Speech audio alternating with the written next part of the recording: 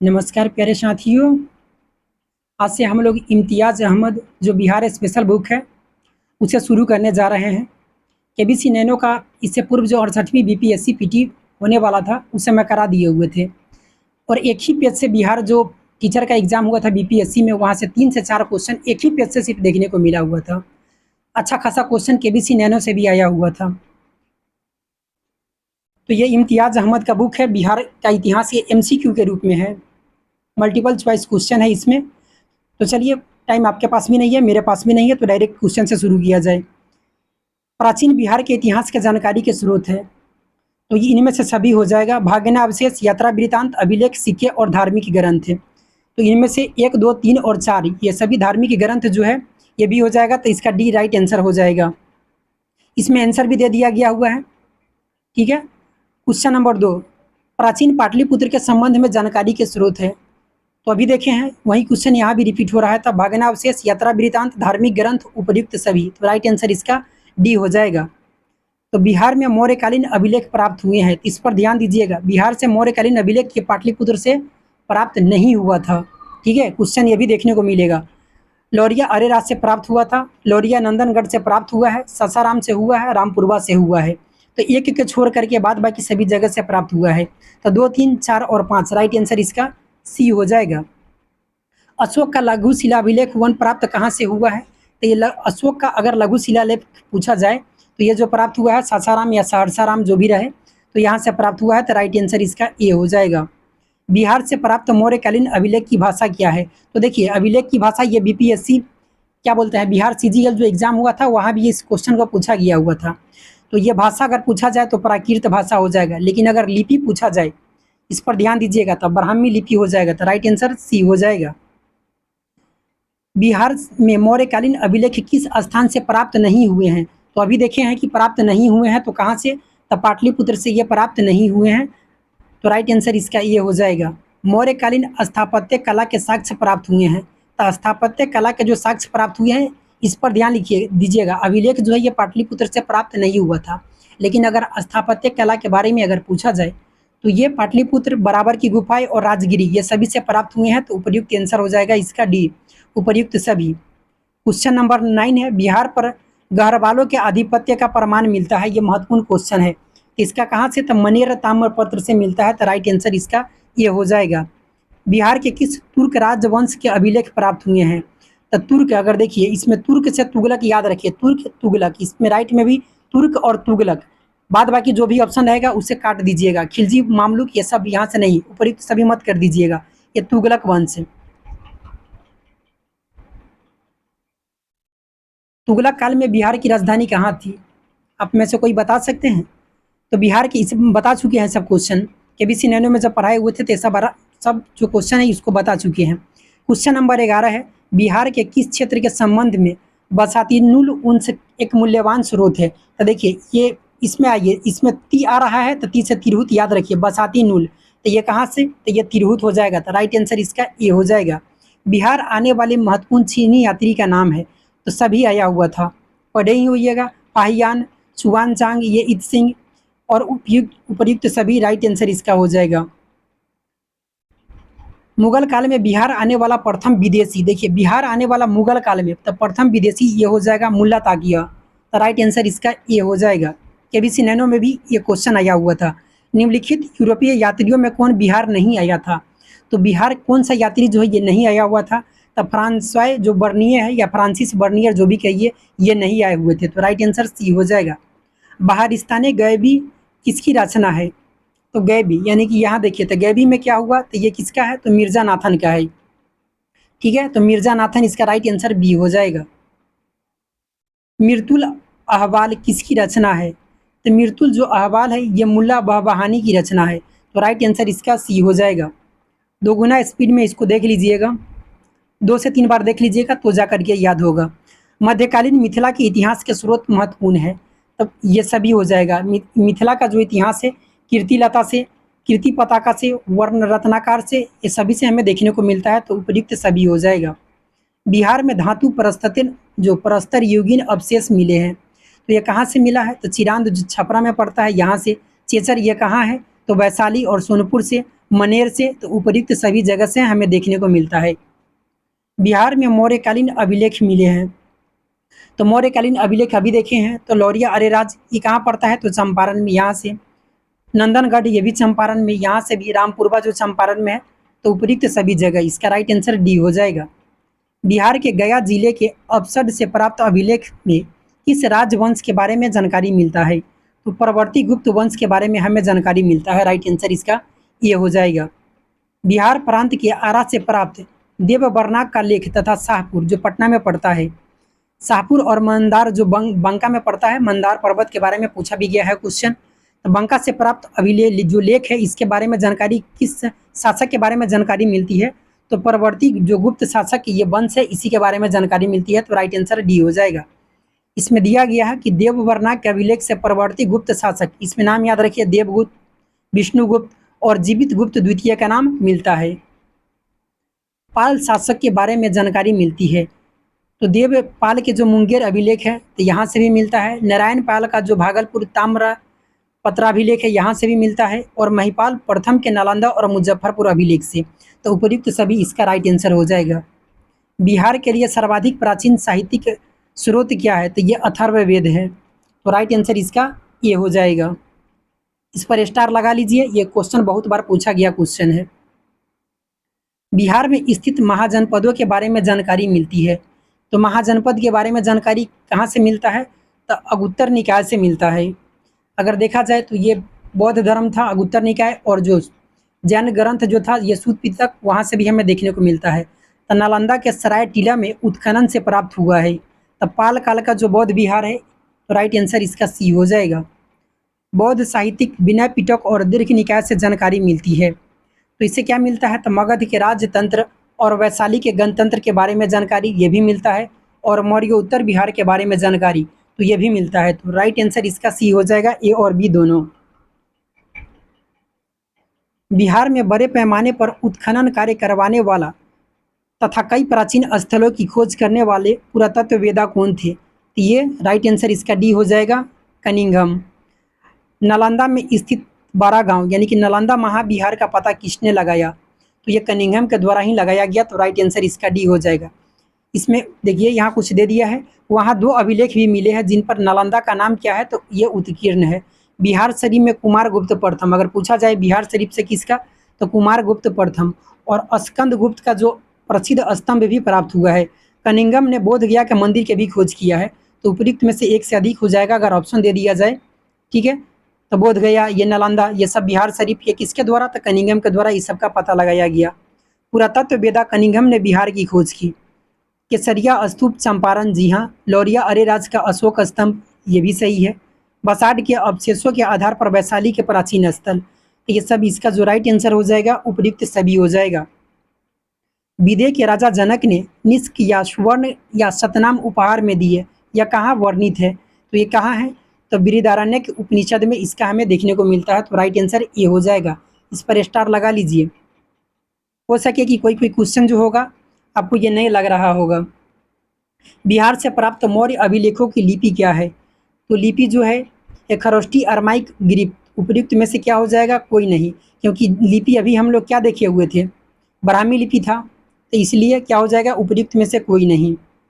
बिहार से प्राप्त पहला द्विभाषी अभिलेख है किस मध्यकालीन शासक से संबंधित है, तो द्विभाषी अभिलेख ये इंपॉर्टेंट है, इस पर भी स्टार लगा लीजिएगा।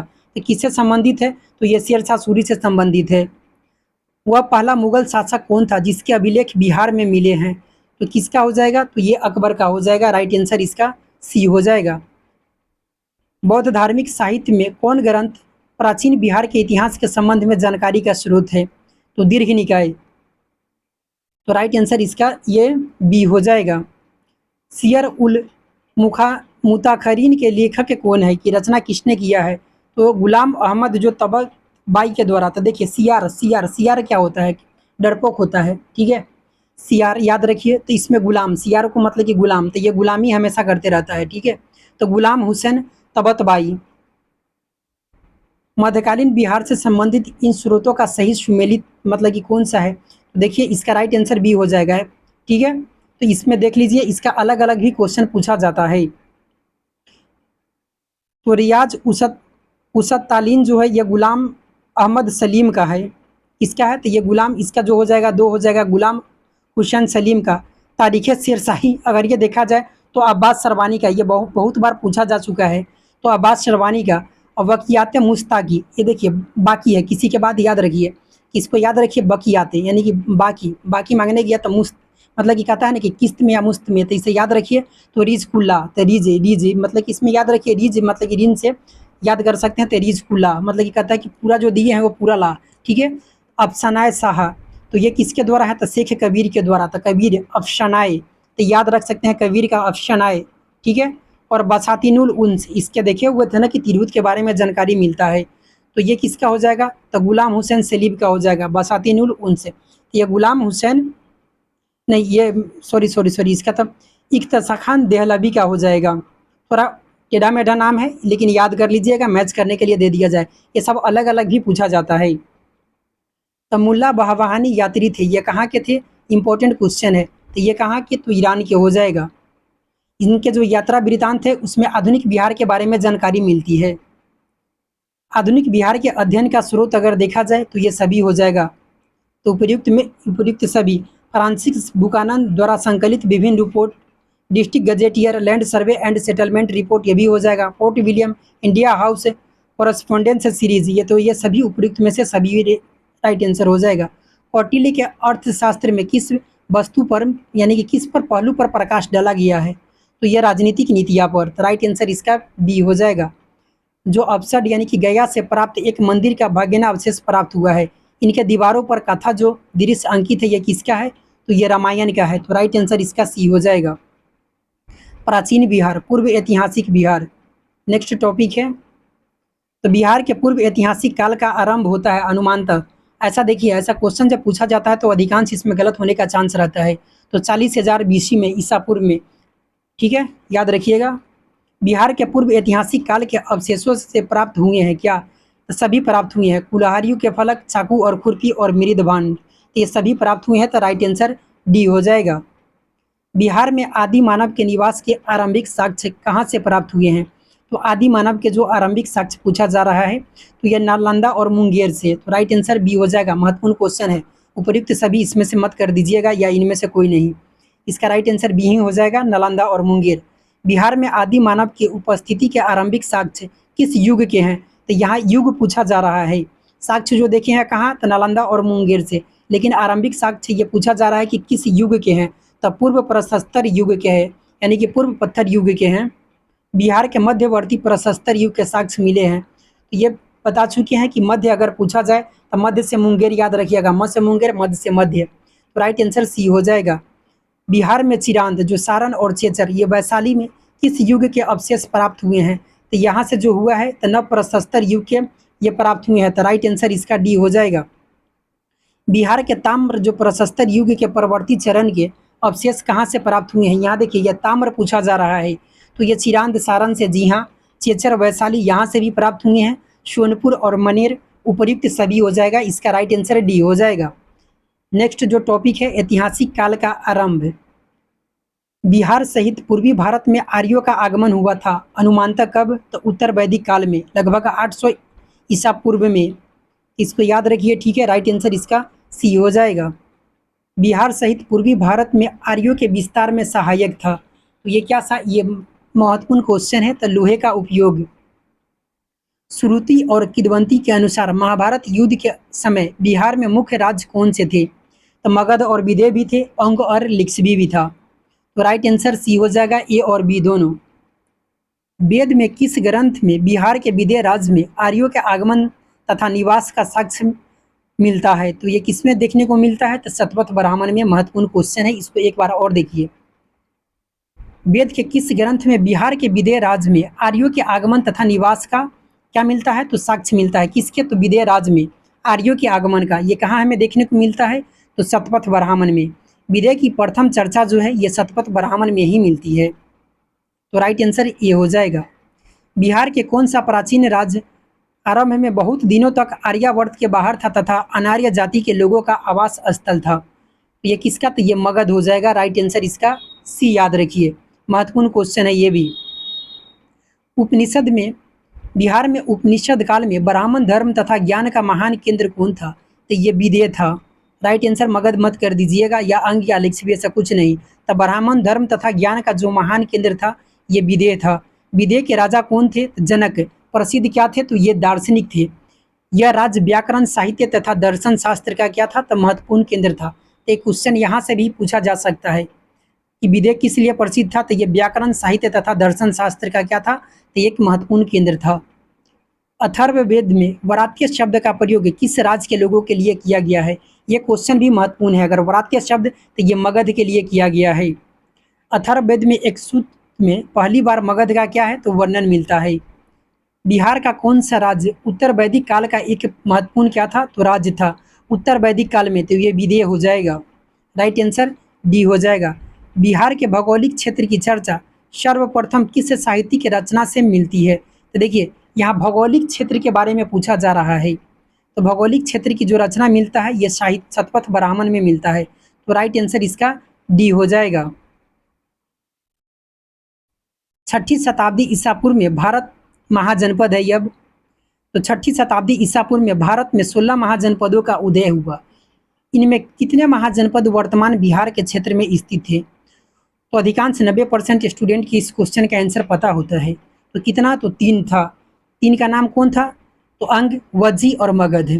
तो निम्न में से कौन? देखिए ये महाजनपदों का जो बौद्ध ग्रंथ अगुत्तर निकाय, लेकिन अगर पूछा जाए, अगर ऑप्शन में अगर सूत्र पिके में क्या बताए थे, जैन धर्म, तो भगवती सूत्र में भी देखने को मिलता है। ठीक है, तो ऑप्शन अगर दोनों रहे तो ऊपरी एक से अधिक हो जाएगा। निम्न में से कौन सा महाजनपद वर्तमान बिहार के क्षेत्र में स्थित नहीं था? तो कौन सा स्थित नहीं था? अंग था, वज्जी था, वत्स जो है ये नहीं था। ठीक है, मगध भी था। तो नहीं पूछा जा रहा है, तो राइट आंसर सी हो जाएगा। बिहार के किन क्षेत्रों का अंग महाजनपद स्थित था? तो भागलपुर और मुंगेर का जो क्षेत्र है ये अंग के अंतर्गत। तो राइट आंसर सी हो जाएगा। अंग महाजनपद की राजधानी, ये बहुत बार क्वेश्चन को पूछा जा चुका है। तो चंपा था। बुद्ध के समय चंपा की गणना भारत के 6 महानगरियों में की जाती थी। किसके समय? तो बुद्ध के समय में। बिहार के पटना तथा गया का जिला किस महाजनपद में स्थित था? मतलब कि सम्मिलित था। तो पटना और गया याद रखिएगा, ये मगध है। मगध महाजनपद की राजधानी थी। तो ये कहाँ था? गिरिव्रज, ये राजगिरी। देखिए बीपीएससी का जो क्वेश्चन पूछा गया है, अभी जो टीचर का एग्जाम हुआ है सोशल साइंस में क्वेश्चन को पूछा गया है। तो बिहार महाजनपद की जो राजधानी था ये गिरिव्रज, राजगीर हो जाएगा। मगध तथा अंग महाजनपद की कौन सी नदी पृथक करती थी? देखिए ये क्वेश्चन भी पूछ दिया। ये क्वेश्चन सेम टू सेम आज, ये दोनों क्वेश्चन आज का जो एग्जाम हुआ है इसमें पूछा गया है। ये तो मगध और अंग महाजनपद की कौन सी नदी पृथक करती है? तो ये चंपा नदी हो जाएगा। राइट आंसर इसका सी हो जाएगा। बिहार में स्थित कौन सा महाजनपद 8 राज्यों का एक संघ था? तो कौन सा 8 राज्यों का एक संघ था? ये वज्जी था। तो राइट आंसर ये बी हो जाएगा। कभी कभी क्वेश्चन पूछा जाता है कि वज्जी कितने जो संघों का एक महाजनपद था? तो ये 8 हो जाएगा। ठीक है, वज्जी संघ में कौन सम्मिलित नहीं था? कौन राज्य? तो लिच्छवी था, यात्रिक था और ये विदेह था, लेकिन इसमें चेदी जो है ये सम्मिलित नहीं था। तो राइट आंसर डी हो जाएगा। वज्जी संघ की राजधानी थी। तो वज्जी की राजधानी कहाँ हो जाएगा? तो वैशाली हो जाएगा। राइट आंसर ये हो जाएगा। लिच्छवी की राजधानी वैशाली थी, वही वज्जी या ठीक है वैशाली थी। बिहार के भागों में स्थित कौन सा महाजनपद में गणतंत्र था? तो कहाँ गणतंत्र? तो ये वज्जी में। ईसा पूर्व 6ठी सदी में बिहार की प्रथम गणतंत्रात्मक जो व्यवस्था है ये कहाँ था? जो गणतंत्र व्यवस्था अगर देखा जाए तो ये वैशाली में था। तो राइट आंसर ये हो जाएगा। मगध की प्रथम राजधानी कौन सा था?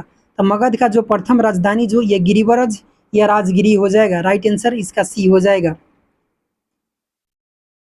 प्राचीन भारत के 16 महाजनपदों में से था, तो कौन सा था? ये अंग था।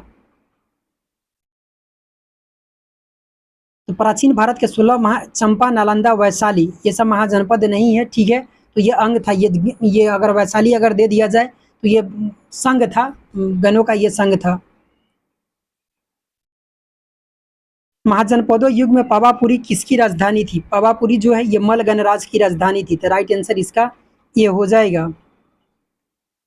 जैन ग्रंथ के वास्तविक संस्थापक और 24वें तीर्थंकर ऋषभदेव तीर्थंकर, जो अंतिम तीर्थंकर महावीर का जन्म कहाँ हुआ था? तो महावीर का जन्म कुंडग्राम वैशाली में हुआ था। महावीर का बचपन का नाम क्या था? तो ये वर्धमान था, ये भी पूछा जाता है। महावीर के जन्म स्थल कुंडग्राम बिहार के किस जिले में था? तो ये कहाँ? तो ये वैशाली में। महावीर स्वामी का जन्म वर्ष आमतौर पर 540 ईसा पूर्व माना जाता है। तो ये भी महत्वपूर्ण है, इसको भी याद रखिए। महावीर स्वामी के पिता सिद्धार्थ का संबंध है, तो ये वज्जी संघ से था। सिद्धार्थ वज्जिक संघ के एक गणराज कुंडग्राम के ज्ञात्री के क्षत्रियों के प्रमुख थे। देखिए ये पूछा जाता है क्वेश्चन, तब बताए थे ना कि महावीर कोई ऐसा ट्रिक दो, मतलब कि ज्ञात्रिक, ये क्षत्रिय पूछा जाता है, इसलिए इसको याद रखिएगा। यहाँ सात्रिक ज्ञात्रिक कुछ भी देखने को मिल सकता है। महावीर स्वामी के माता जो त्रिशला विदय दत्ता, ये कहाँ की राजकुमारी थी? तो ये लिच्छवी की राजकुमारी थी, राइट आंसर ये हो जाएगा। त्रिशला लक्ष्मी प्रमुख सेठक की बहन थी। देखिए कथन और कानन वाला क्वेश्चन पूछा जाता है, तो उसमें पूछा जाएगा कि आपसे मतलब कि लगेगा कि उस समय यहाँ देखिए बहन की जगह पुत्री दे दिया जाता है, तो आपको लगेगा कि हाँ उस समय ध्यान नहीं आता है, तो इसको ध्यान में रखिएगा, ठीक है। तो असत्य कथन पूछा जाता है तो यहाँ पुत्री दिया जाता है, ऐसा क्वेश्चन बहुत से सेट में देखने को मिल चुका है। तो त्रिशला लिच्छवी प्रमुख जो सेठक की ये बहन थी, यहाँ पुत्री मत कर दीजिएगा। अशोक महावीर स्वामी ने अपना अंतिम उपदेश कहाँ दिए थे? तो ये पावापुरी में दिए थे। पावापुरी कहाँ है? तो ये नालंदा जिले में स्थित है। महावीर की मृत्यु यानी कि निर्वाण जो है ये कहाँ हुआ था? तो ये पावापुरी में, राइट आंसर बी हो जाएगा। प्रथम जैन संगीति का आयोजन हुआ था, तब प्रथम अगर जैन संगीति का आयोजन अगर पूछा जाए तो ये पाटलिपुत्र में ही हुआ था। दूसरा अगर वल्लभी गुजरात में। प्रथम जैन संगीति का आयोजन किसके शासनकाल में हुआ था? तो ये चंद्रगुप्त मौर्य के शासनकाल में हुआ था, राइट आंसर इसका ये हो जाएगा। प्रथम जैन संगीति की अध्यक्षता किसने की थी? तो प्रथम जो किया था ये स्थूलभद्र के द्वारा किया गया था, राइट आंसर इसका डी हो जाएगा। प्रथम जैन संगीति का आयोजन पाटलिपुत्र में हुआ था, जिसमें कार्य किए गए, तो इसमें क्या हुआ? तो जैन धर्म के महत्वपूर्ण 12 अंगों का इसमें क्या हुआ ना कि प्रणय किया गया, और जो ग्रंथ था 2 भागों श्वेतांबर और दिगंबर में क्या हो गया? तो ये विभक्त हो गया, तो ये प्रथम में ही हो गया। ये क्वेश्चन यहाँ से पूछा जाता है। श्वेतांबर और दिगंबर जो है प्रथम जैन संगीति हुआ था, उसी में विभक्त हो गया। श्वेतांबर जो श्वेत वस्त्र धारण करते थे और जो दिगंबर जो बिना वस्त्र के रहा करते थे। जैन ग्रंथ के 12वें तीर्थंकर वसुपूज्य की जन्म स्थली है, तो ये कहाँ है? तो ये चंपा में है। मोस्ट इंपॉर्टेंट क्वेश्चन, इस क्वेश्चन को हल्के में मत लीजिएगा, ये चंपा में, ठीक है, राइट आंसर सी। बौद्ध धर्म, जैन धर्म इतना ही इसमें दिया गया है, आगे जो है ये बौद्ध धर्म। तो बौद्ध धर्म के संस्थापक गौतम बुद्ध ने गिरि त्याग के उपरांत सर्वप्रथम कहाँ गए थे? तो क्वेश्चन पूछा जाता है कि गिरि त्याग के घटना ये क्या कहा जाता है? तो महाविनिष्क्रमण कहा जाता है। तो ये सर्वप्रथम तो वैशाली के जो समीप अलार कलाम के आश्रम में इनके प्रथम गुरु जो है यही हुए, अलार कलार, तो इसको याद रखिएगा, महत्वपूर्ण क्वेश्चन है। गौतम बुद्ध को कहाँ कौंडिल्य और 5 ब्राह्मण मिले? तो ये उरुवेला बोध गया में मिले, राइट आंसर इसका ए हो जाएगा। गौतम बुद्ध को ज्ञान प्राप्त हुआ था, तो गौतम बुद्ध को कहाँ ज्ञान प्राप्त हुआ था? तो बोध गया में प्राप्त हुआ था, राइट आंसर ए हो जाएगा। आगे देखिए नदी पूछा जा रहा है, तो ये निरंजना नदी याद ही होगा, और पीपल वृक्ष के नीचे निरंजना नदी गई, ठीक है, बुद्ध पूर्णिमा के दिन। राजगिरी में आयोजित प्रथम बौद्ध संगीति में कौन से कार्य किए गए? देखिए इसका जो हुआ था याद रखिएगा, रा वै पा हु, एक ट्रिक है, इसको याद रख सकते हैं। पहला पूछा गया राजगीर, वैशाली, पाटलिपुत्र, कुंडलवन। अगर पूछा जाए किसकी अध्यक्षता में, तो आका ये सब बता चुके हैं। जितना बार इसको रिपीट कीजिएगा उतना ध्यान रहेगा। तो बौद्ध की शिक्षाओं का संकलन सूत और विनय पिटक में हुआ, तो ये प्रथम हमें देखने को मिला बौद्ध जो संगीति हुआ था इसमें। तो प्रथम बार में क्या किया जाता है कि किसी को शिक्षा दिया जाता है, ठीक है। विनय विनय उनय का सूतने में ज़्यादा इस समय छोड़ दीजिए, ये इस समय सूत हो तो ये जब होता है विनय पिटक, ठीक है। इसको जो भी ट्रिक हो सके याद करके रखिएगा। प्रथम बार इसमें देखिए शिक्षा दिया जाता है। शिक्षा कैसा आता है? ये सूतने का शिक्षा नहीं दिया जाता है, ठीक है, कि सो करके सारा कुछ नहीं हो सकता है। अगर मंजिल पाना है तो इसको जगना पड़ेगा, तो इसके विनय पिटक से हुआ, ठीक है। तो विनय विनय से दिया जाता है, तो इसको याद रखिए। बुद्ध के शिक्षाओं का संकलन सूत और विनय पिटक में हुआ, ठीक है। तो राइट आंसर इसका बी हो जाएगा। प्रथम जैन संगीति का आयोजन ये पूछ दिया जाता है, तो 483 ईसा पूर्व में हुआ था। द्वितीय बौद्ध संगीति का आयोजन रावय बताए हैं ना, तो ये वैशाली में हुआ। इसमें क्या किया गया? तो देखिए इसमें जो हुआ इसमें याद रखिए कि इसमें अब इसके बाद देखिए प्रथम बार शिक्षा दे दी है। द्वितीय में क्या होता है कि मनमुटाव होने लगता है, कहीं भी देखिएगा। कुछ समय के बाद दो भागों अस्थावीर और महासंदिग्ध के रूप में इसमें क्या हो गया कि द्वितीय में विभाजन हो गया। दो अलग अलग अस्थावीर और महासंदिग्ध के रूप में ये क्या हो गया, तो ये विभाजित हो गया। और देखिए द्वितीय बौद्ध संगीति का आयोजन इसके 100 साल बाद मतलब कि इसमें हुआ, तो ये 383 ईसा पूर्व में हुआ। अब तृतीय में देखिए पहला में क्या हुआ कि शिक्षा दिया, दूसरा में जो देखे हैं कि ये अस्थावीर और ये इसमें बट गया, महासंधिक में ये विभाजन हो गया।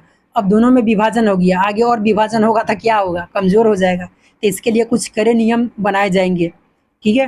तो तृतीय बौद्ध संगीति में अगर देखा जाए तो कुछ कठोर नियम बनाए गए तथा अधिगम अभिधम पिटक का इसमें क्या हुआ, तो ये संकलन हुआ। तो राइट आंसर इसमें डी याद रखिए, ठीक है। प्रथम में शिक्षा, दूसरका में विभक्त हो गया, तीसरका में इसमें क्या हुआ, अभिधम पिटक, कठोर नियम ये सब बनाए गए। इसमें 251 ईसा पूर्व में यह हुआ था। निम्नलिखित में से किस नगर में महात्मा बुद्ध का घनिष्ठ संबंध रहा है? बोध गया, राजगीर, वैशाली, उपयुक्त सभी। तब जानते ही हैं, तो उपयुक्त सभी इसका राइट आंसर हो जाएगा। महात्मा बुद्ध ने पाटलिपुत्र के विनाश के कारणों की भविष्यवाणी की थी, उसमें से कौन सम्मिलित थी? तो ये सभी हो जाएगा, बाढ़ हो जाएगा, अग्नि, आंतरिक कलह। तो उपयुक्त सभी राइट आंसर हो जाएगा।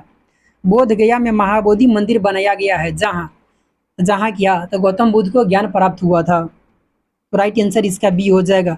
प्रसिद्ध बौद्ध सारिपुत्र का जन्म हुआ था, ये कहाँ हुआ था, तो ये नालंदा में हुआ था। सारिपुत्र का जन्म नालंदा में। नेक्स्ट टॉपिक है मगध साम्राज्य का उत्थान। बस यहाँ तक करा करके छोड़ देंगे। प्राचीन भारत के साम्राज्यवाद की शुरुआत और विकास का श्रेय दिया जाता है किसे, तो मगध को दिया जाता है। राइट आंसर इसका ये हो जाएगा। मगध राज की आरंभिक राजधानी, तो ये कहाँ, तो ये गिरिवराज, राजगिरी या राजगिरी जो भी रहे। कि क्वेश्चन को बहुत बार बहुत सारे एग्जाम में पूछा गया है। बीपीएससी का बिहार स्पेशल, बिहार का जो भी एग्जाम होता है इसका फेवरेट ये क्वेश्चन है। ये सब ये 5 पहाड़ियों से घिरी हुई थी राजगीर, याद रखिएगा। महाभारत तथा पुराणों के अनुसार मगध का सर्वप्रथम राजवंश कौन था, तो ये बृहद्रथ वंश था। जरासंध के पिता जो बृहद्रथ से ये आरंभ होता है, तो राइट आंसर ये हो जाएगा ये। मगध जनपद का संस्थापक तो बृहद्रथ और जरासंध, इसमें से दोनों में से अगर कोई भी ऑप्शन है वो लगा सकते हैं, ठीक है। यहाँ दोनों दे दिया है तो दो राइट आंसर एक ये हो जाएगा। मगध साम्राज्य का देखिए अगर वास्तविक संस्थापक पूछा जाए तो ये कौन हो जाएगा, तो बिम्बिसार हो जाएंगे। इनका शासनकाल 544 ईसा पूर्व से 493 ईसा पूर्व तक रहा। ये बुद्ध के समकालीन थे। बिम्बिसार और अजातशत्रु किस वंश से, तो ये अजातशत्रु इसका पुत्र है बिम्बिसार का, तो ये हर्यक वंश। बिम्बिसार को श्रेणिक, देखिए बिम्बिसार को अच्छा, तो ये श्रेणिक जो होता है अच्छा, और अजातशत्रु को ये कुनिक, यानी कि जो अपने पिता का हत्या कर रहा है, ये इसको कुनिक कहा जाता है। तो अजातशत्रु को कुनिक और श्रेणिक बिम्बिसार को। बिम्बिसार महात्मा बुद्ध का क्या था, तो ये मित्र थे। मगध साम्राज्य का उत्कर्ष प्रारंभ हुआ, तो ये कब हुआ, तो बिम्बिसार के शासनकाल में, ठीक है। उत्कर्ष दिया है यानी कि चरमो उत्कर्ष जो होता है ना, ऊंचाई पर पहुंचा। बिम्बिसार के किस राजकुमारी के साथ विवाह किया था, तो ये कौशल देवी, चेलना और खेमा, ये सभी के साथ बिम्बिसार का विवाह हुआ था। तो बिम्बिसार ने वैवाहिक संबंधों द्वारा क्या किया, अपनी स्थिति को मजबूत किया या सुदृढ़ की। कौशल देवी जो कौशल की थी, ये कौशल की, और खेमा जो ये पंजाब की थी, तथा चेलना वज्जित संघ की ये क्या थी, तो ये राजकुमारी थी। ये सब पूछा जाता है, इसको याद रखिएगा। बिम्बिसार ने ब्रह्मदत्त को पराजित कर कौन सा राज्य जीता, तो बिम्बिसार ने ब्रह्मदत्त को पराजित करके अंग जीत लिया। हर्यक वंश का दूसरा संस्थापक कौन था, तो हर्यक वंश का अगर दूसरा संस्थापक अगर देखा जाए तो ये अजातशत्रु हो जाता है, जो बिम्बिसार का पुत्र था, अपने पिता की हत्या करके ये बना। 493 से 461 ईसा पूर्व तक इसका टाइम पीरियड है शासन का। राजगीर में दुर्ग और स्तूप की स्थापना मगध के किस शासक ने की, तो राजगीर में दुर्ग पूछा जाता है। ये क्वेश्चन तो अजातशत्रु के द्वारा किया गया, मोस्ट इंपॉर्टेंट क्वेश्चन है ये। वज्जित संघ के लिच्छवियों को पराजित करने वाला मगध का शासक कौन था, अभी देखे हैं, तो अजातशत्रु ये हो जाएगा। ये मगध को वज्जित संघ और लिच्छवियों को, ये अजातशत्रु के द्वारा, जो बिम्बिसार का पुत्र था इसके द्वारा। अजातशत्रु के साथ प्रेम संबंध के लिए चर्चित जो नर्तकी आम्रपाली, ये कहाँ की थी, तो ये वैशाली की थी। अजातशत्रु ने किस राज्य के साथ युद्ध में प्रथम बार रथ मुसल और महाशिलाकंटक नामक हथियार का प्रयोग किया था, तो ये लिच्छवी यहीं से किया था, ठीक है। तो राइट आंसर सी हो जाएगा। प्रथम मगध साम्राज्य का उत्कर्ष किस शताब्दी में हुआ था? तो ईसा पूर्व 6ठी शताब्दी में हुआ था। राइट आंसर इसका भी, इस पर स्टार लगा लीजिए। मोस्ट इंपॉर्टेंट क्वेश्चन, ये भी क्वेश्चन बहुत से एग्जाम देखिए, बीपीएससी 42वीं में पूछा गया क्वेश्चन है।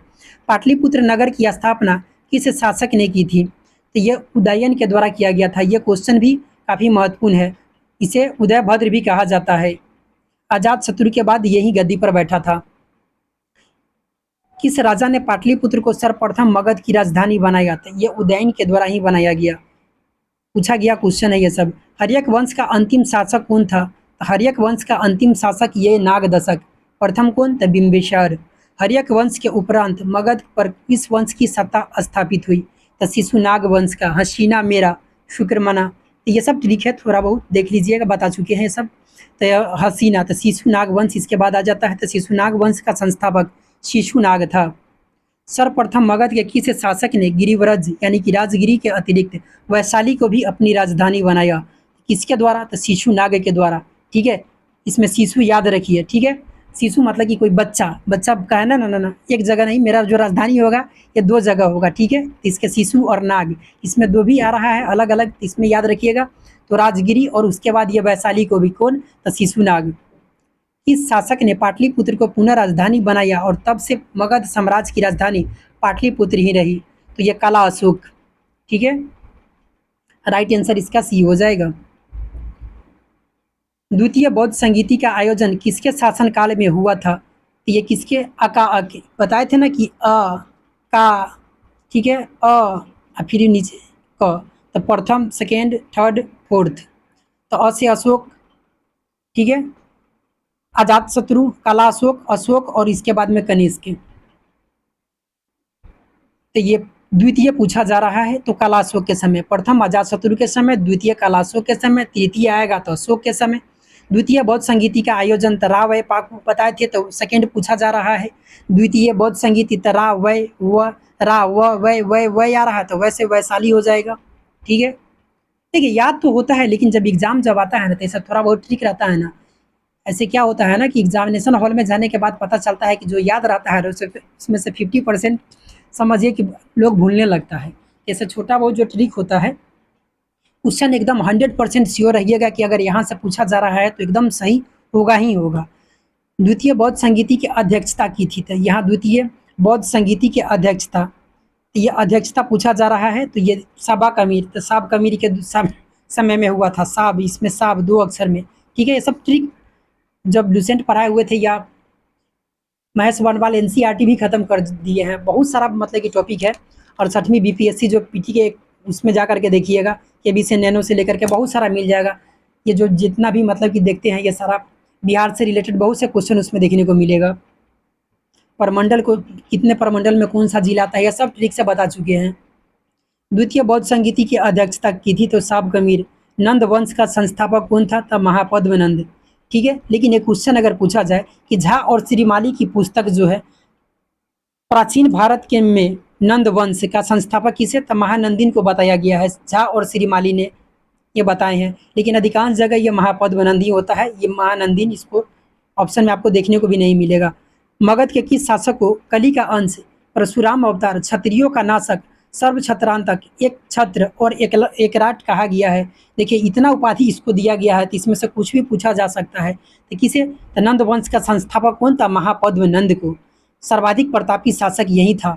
ये क्वेश्चन पूछा जाता है। ठीक है, तो कली का अंश, परशुराम अवतार, क्षत्रियों का नाशक, सर्व छत्रांतक, यही होता है। मतलब कि क्षत्रियों का नाशक हो गया या सर्व छत्रांतक, इसी को कहा जाता है।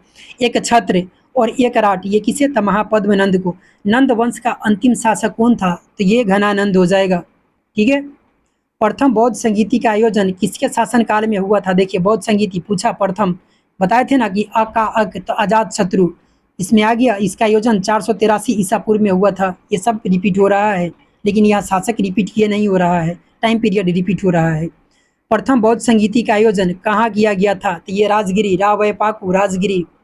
प्रथम बौद्ध संगीति की अध्यक्षता किसने किया था? तो महाकश्यप के द्वारा किया गया था। महान, जो महा याद रखिए। ठीक है,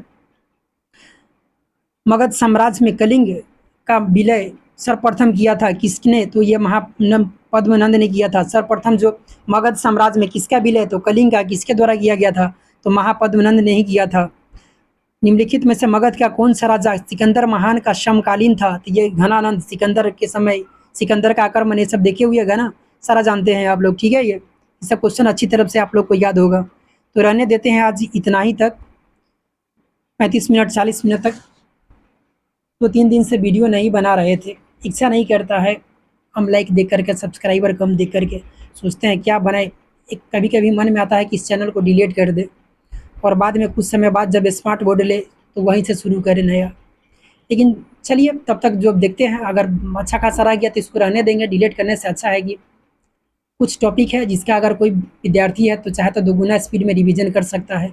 एनसीईआरटी महेश वर्णवाल का सार जो संग्रह है, अगर उसे अगर रिवीजन करना चाहे तो बीपीएससी बीएसएससी जो हुआ था सारा प्ले लिस्ट है, उसमें देखिए मिल जाएगा। सबको करा चुके हैं, वो पूरा हो चुका है। केबीसी नैनो ये तो मोस्ट इम्पोर्टेंट है बिहार के लिए, वहाँ से अगर मदद बहुत मिलेगा, पता है ना। उसको देख लीजिए, आप टीचर का जो एग्ज़ाम है उसको उठा लीजिए और जो उसका 2-3 पार्ट कराए हुए हैं उसमें मध्यकालीन और जो आधुनिक है उसको अच्छी तरह से देख लीजिएगा, क्योंकि उसका 1-2 ही उसका मतलब कि ऐसा पेज है कि जिससे अच्छा खासा क्वेश्चन देखने को मिलता है। सबको बता दिए हैं कहाँ छपने वाला है, कौन मोस्ट इम्पोर्टेंट है, वो सब बता चुके हैं, ठीक है। चलिए अपना ख्याल रखिए, पढ़ते रहिए, मिलते हैं फिर अगले वीडियो में, देंगे वीडियो डालते रहेंगे, वही है। चलिए कोशिश करेंगे कि अब लगातार है, यहाँ से तो कम से कम बीपीएससी तक का एग्ज़ाम है जो भी इम्पोर्टेंट, देखिए अब वो ऐसा क्वेश्चन शामिल करेंगे ना, वो ऐसा जहाँ से क्वेश्चन आपको देखने को मिले, ठीक है। आप इतना जो पढ़े हैं देखिएगा, इसमें से 2-3 क्वेश्चन आपको ज़रूर देखने को मिल जाएगा। तो रिवीजन करते रहिए, ज़रूरी नहीं है कि जो हम पढ़ा रहे हैं वहीं से कीजिए, कहीं से भी पढ़ते रहिए, लेकिन पढ़िए क्योंकि कंपटीशन काफ़ी टफ होने वाला है। देख ही रहे हैं क्या स्थिति है। चलिए कहिएगा बहुत समझा रहे हैं, बहुत बोल रहे हैं, ठीक है। धन्यवाद।